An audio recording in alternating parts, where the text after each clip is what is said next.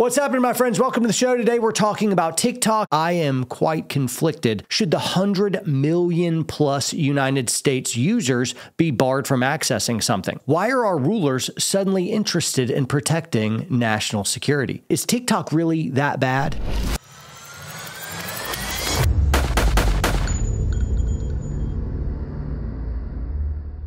Quick shameless plug, guys. I'm doing homeschool conferences all over the U.S. I just did one in South Carolina. At the time that you're hearing this show for the first time, I should be in Missouri. So if you're anywhere close, come check it out. It's great homeschool conventions. After this Missouri one, we've got in Ohio, we've got a Texas, we've got a California. Again, it's great homeschool conventions, and you could be able to sign up. We'll have a link down below. All right, guys. So I first want to tackle one of the questions I posited in the intro to this show, and is TikTok really that bad?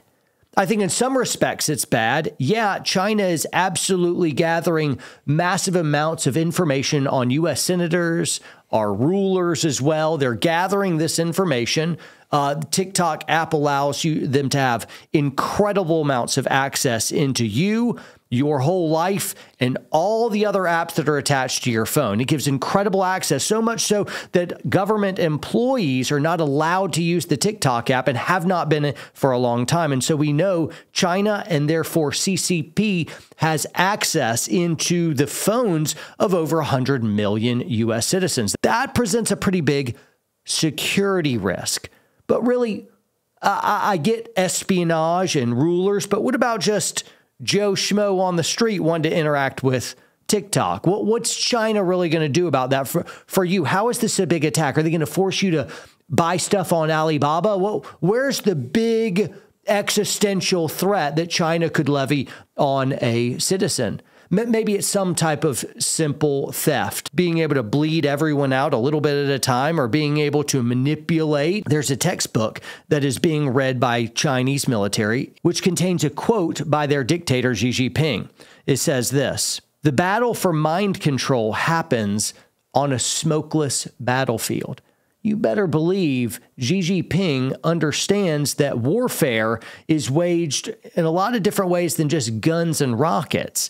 It's mind control. We're in the information age, and the way to really control people, it isn't by pointing a gun at them anymore. That works too, but it's really by controlling their thoughts. And if you control information, you can control thoughts. So given that TikTok is controlled by a foreign adversary, it does make TikTok a lot worse than a lot of our social media companies here in the United States in that one respect. In a different respect, does China even really need TikTok to be able to gather your information? I think all of our information is already out there. Data brokers sell it constantly. All your information, they know you extremely well. And I don't know that China needs TikTok to gather our information. I think it helps. I think it helps a lot, but I think they've already gathered a massive amount, and I think they have other avenues for that as well. But there's a different way that I could be upset about TikTok, and it has to do with a little bit of a cultural psyop that's going on, and that's one. There is a different TikTok that those kids in the United States are being subjected to versus those kids in China. So this was fascinating. I saw it over a year ago for the first time. My mouth hung open. I was shocked by it. I was very upset. I'm still upset by it. And it's this: if you're in China and you open up your TikTok app, you're going to see kids composing, symphonies. You're going to see them building things like engineering and the arts and solving Rubik's Cubes. And that's the stuff that's coming down feeds for those people who are in China. And it's really inspiring their younger generation toward greatness. Whereas if you open the TikTok app in the United States, it's a completely different algorithm. It's all of a sudden, instead of steak and potatoes, which is their kids are eating technologically through that app, we're just pure candy, junk food, dog food. That's what it is. It's folks doing stupid stuff, falling off roofs and crazy things like that. It's a lot of angry, inciting opinions. It's videos which cause not only the anger, but it causes anxiety. It's a completely different experience. And then so that way it is stealing ambition from our kids while boosting ambition for Chinese kids. I'm like, that doesn't affect you as much today, but in 10, 20 years, China will blow the doors off of us as they pass us because their kids have not become highly addictive to a worthless form of entertainment. That's a really bad thing. Right before making this video, I was out to lunch with my buddy and we asked our waitresses, both girls, what 20s? Yeah, that's what I'd say. Probably in the 20s. What is your top social media app? And for both of them, it was TikTok. It is an incredibly addictive app. In 2021, it was named the most popular website. Of all websites, that was the #1 most popular website. Beat out Google. But now, returning to the question, I mean, all these social media apps are causing our kids to become angry, anxious, gender confused, obsessed with pornography, wasting massive amounts of time, robbing ambition for life as you scroll your life away. TikTok does that and does it very, very successfully. But what is Instagram doing? I mean, what's Facebook doing? Any one of the, what's Snapchat doing? Everyone's scrolling their lives away with all kinds of worthless drivel of time-wasting activity. Now, conversely, you can use these apps for some good. I get a lot of news from visiting X. X is where I get a lot of news. I get the headlines on X, and then I dig in deeper in other kind of sources as I sift through the ministry of propaganda and figure out what in the world could be trusted, which is kind of nothing, but I'm doing the best I can. So even in answering this first question, you guys can see the conflict. I get that it's a Chinese psyop, but I don't think our other domestic social media companies fare much better. I don't know that Google likes me much more than the CCP does. I think both see me as an ideological enemy. Both are profiting off my information. Both of them have no respect for my privacy. Both of them have an ideological axe to grind, which they would like to psyop me to an antithetical point of view to the one I carry now. If I had to choose, I will choose X over all of them. At least I have someone who believes in free speech at the helm in Elon Musk. So X is there, but I wonder how much back-end control some of our rulers have to that platform. Here's another question. Should the 100 million United States citizens who are using TikTok be banned by the government from being able to access it? What's the role of the government to say what website you can or cannot access? Isn't that an overreach? Isn't that an overstepping some authority? Aren't you a free individual? Why can't you use this app? You know, that is kind of the conservative or libertarian in me that wants to absolutely say, no, it's no place of the government to make such a law. That starts bordering dangerously on being able to infringe on free speech in the way that we access information and being able to publish information on this app, which shares out to the world. And so I have a problem with that. But there's another argument to this, and that is, yeah, but this is a matter of national security. Really, truly, China is an existential threat. And to be able to have a weapon like TikTok in their hands, I do think it presents an actual, real national security risk. They're a superpower financially, militarily, and they've been engaging in these kind of psyops right in front of us. And to allow China to have such a powerful tool to be able to manipulate the United States and therefore control us, that is a really, really bad thing. And so, again, I'm conflicted about this question as well. This is cloak and dagger spycraft stuff. This is war of intelligence. If you lose that war, you're going to lose the physical war as well. A final question that I'd like to answer regarding a ban on TikTok has to do with, is this some kind of Trojan horse that once we allow our rulers to have the ability to be able to ban something like TikTok, what is the next thing that they'll be able to ban?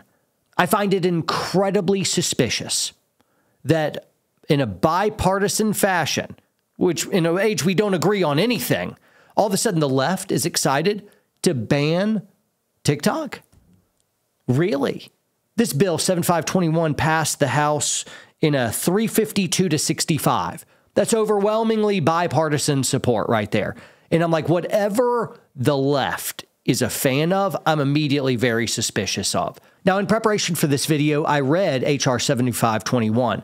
And I'm not a lawyer, so I'm not very good at the legal speak. I had to read extremely slow, and many things I read 3 or 4 times to make sure I understood the context and I understood the words, and I even looked up some words. And so, hey, take it with a grain of salt. But compared with a bill like 686, this bill was relatively benign. It really seemed razor sharp focused on foreign adversaries who control massive platforms like TikTok. And so the scope was far, far more limited.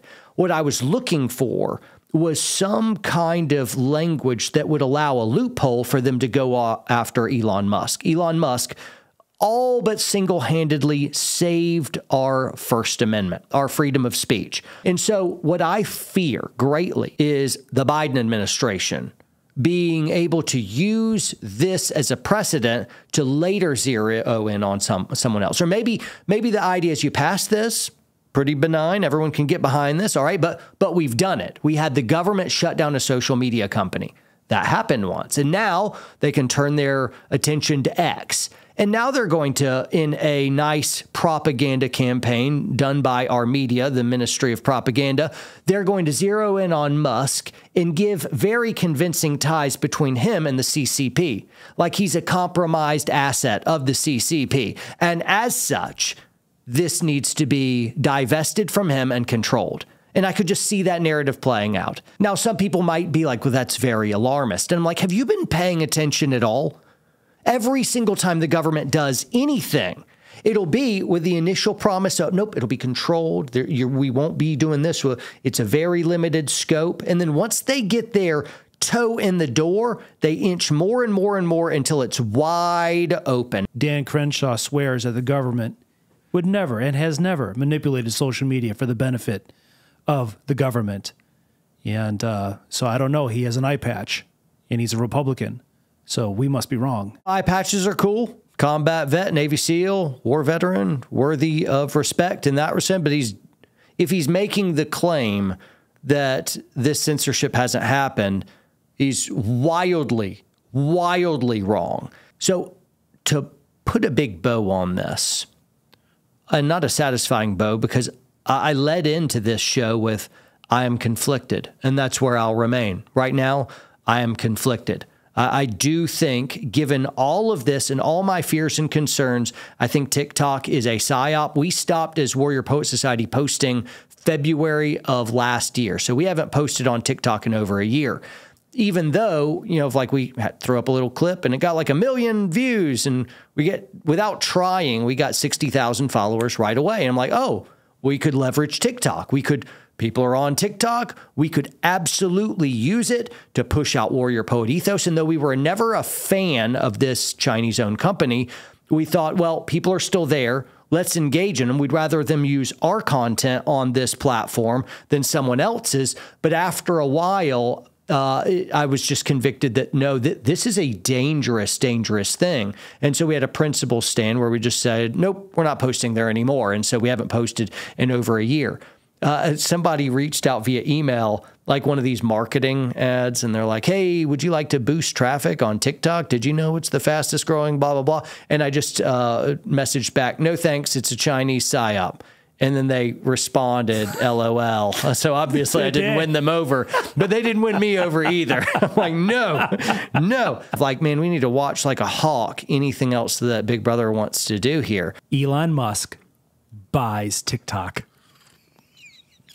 Well, if ByteDance had to divest and Elon Musk bought it, I see the flow of tears from the leftists would just almost probably flood the world. They're going to do whatever they can to destroy him, his companies, and they've already been doing it.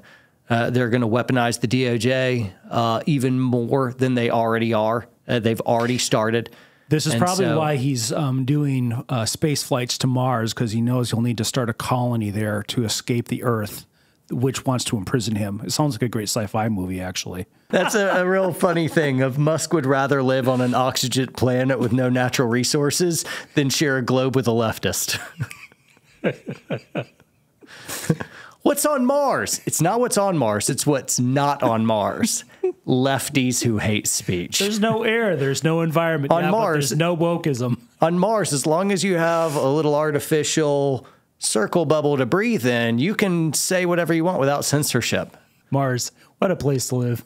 Folks, if you've been listening in on YouTube or tuned into our podcast, we must say goodbye to you now. Thanks for listening to the main subject. If you want the rest of the show, where we go into all kinds of different hot topics and questions that are sent in by you audience members and our dad joke section, you have to go to watchwpsn.com. That's watchwpsn.com. You sign up, you get the rest of this show, you get all of our other shows. You also get my training classes, and you can download the app on whatever kind of thing that you use apps for. So thanks so much for tuning in. We'll see you next time.